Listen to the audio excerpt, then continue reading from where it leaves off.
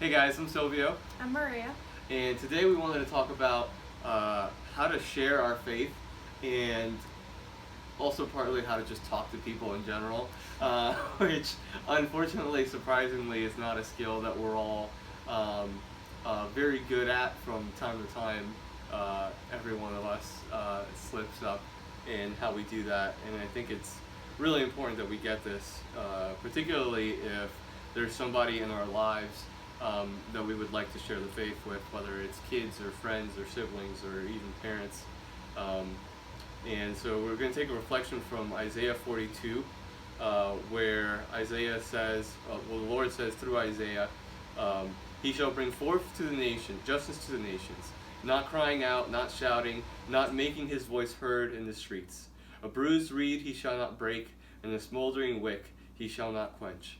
And that part of what I got from that was this idea that we shouldn't be trying to force what we think or what we believe on others, because that's an approach that is based totally on my ability, my strength, my efforts, rather than being open to the work of the Holy Spirit, rather than knowing that it is only the Holy Spirit that can convict the heart of somebody else. We can only propose it. We can only present it, and we can do so from our hearts. We can do so with conviction. We can do so with solid reasoning and persuasive argument. But ultimately, at the end of the day, it's only the Holy Spirit that's going to convict.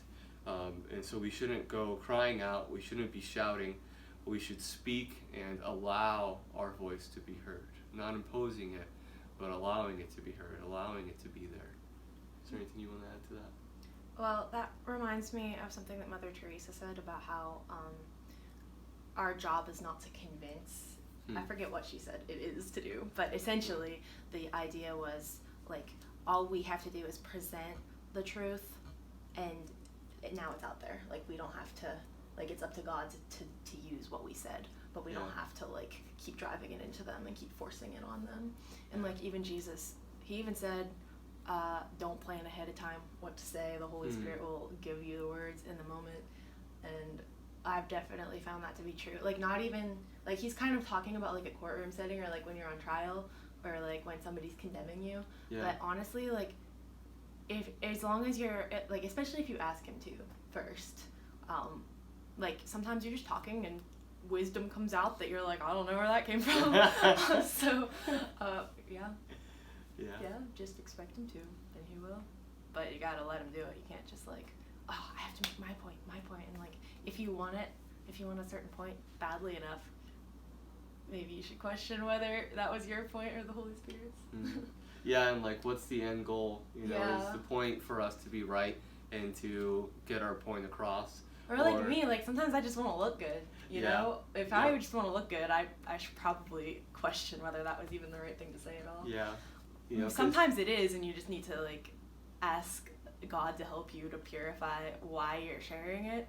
Yeah. But yeah, if you're noticing some selfishness, you should at least question. Yeah, because we should always be focused on the other person and on conversations, and not in our own desires. For sure. Yeah. But if you're humble about it, that's pretty inspiring, and people will be more likely to listen to what you have to say. Yeah. I might have taken that completely away from where you intended to take No, this conversation. no, that was great. Well, guys, I hope you have a good day. Take care. Yeah, I think that's it. Cool.